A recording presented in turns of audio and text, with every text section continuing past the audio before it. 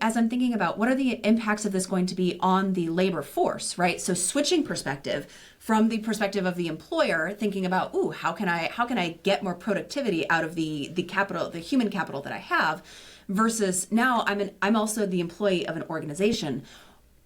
How am I going to experience this change as a member of the workforce? And this is really interesting to me because, our show is called Digital Labor Lab, right? We want to do research, we want to do experiments, we want to think about things.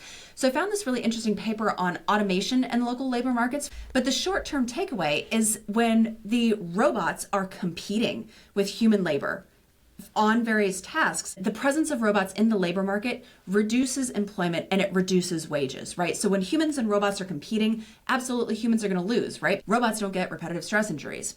This is interesting to me because I want to think less about a labor market in which humans and agentic AI are competing for roles, and more about a labor market in which humans and agentic AI are collaborating.